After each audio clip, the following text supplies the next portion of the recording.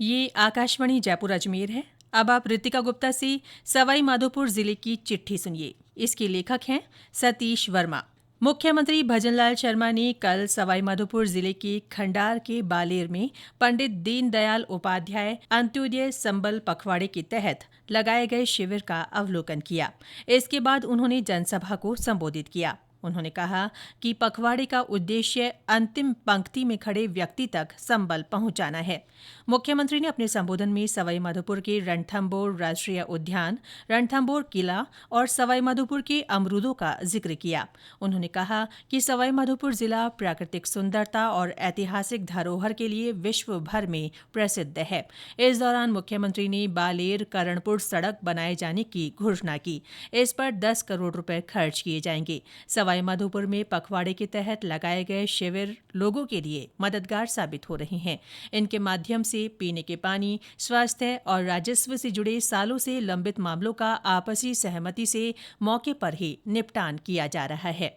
जिले में अब तक सीमा ज्ञान के 410, रास्तों के 228 और आपसी सहमति से बंटवारे के 161 प्रकरणों का निस्तारण किया जा चुका है।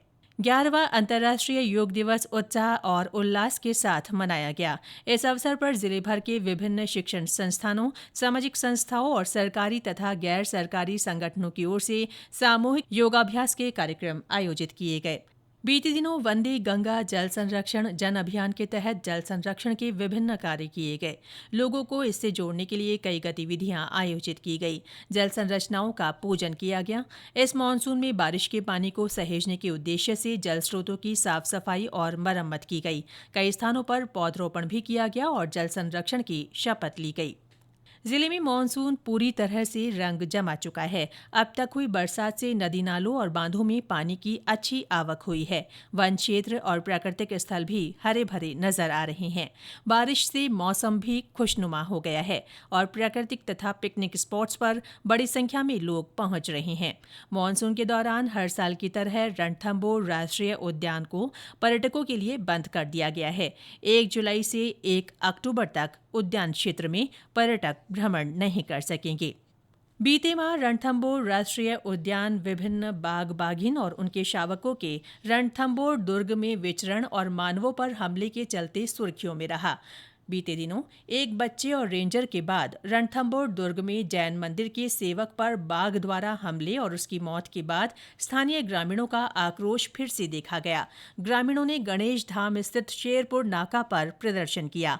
बाघ द्वारा मानवों पर हमले के बाद बागिन एरोहेड T84 की शावक बागिन RBT 2507 कनकटी को मुकुंदरा हिल्स टाइगर रिजर्व में शिफ्ट किया गया।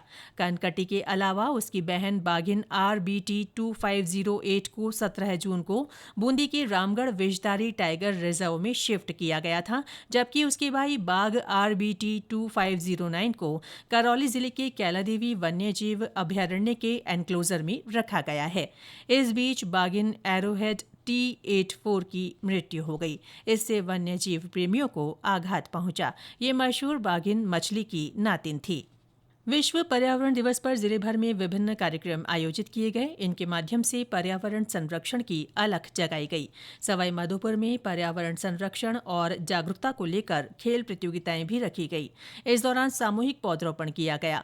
केंद्रीय संचार ब्यूरो की ओर से श्यामपुरा में पर्यावरण संरक्षण संगोष्ठी का आयोजन हुआ। इस दौरान प्रश्नोत्तरी सहित विभिन्न प्रतियोगिताएं हुईं। लोगों को पर्यावरण संरक्षण की शपथ दिलाई गई। जिले के नए कलेक्टर कानाराम ने हाल ही में पदभार ग्रहण किया। इस दौरान उन्होंने सरकारी योजनाओं के बेहतर क्रियान्वयन और हर जरूरतमंद को इनका लाभ दिलवाए जाने की प्रतिबद्धता दोहराई। जिले में गर्मी की छुट्टियों के बाद 1 जुलाई से बच्चों के स्कूल फिर से खुल गए हैं। शिक्षण संस्थानों में विद्यार्थियों की चहल पहल और रौनक शुरू हो गई है। सरकारी और गैर सरकारी विद्यालयों में प्रवेशोत्सव आयोजित किए जा रहे हैं। इसके साथ ही सवाई माधोपुर जिले की चिट्ठी समाप्त हुई।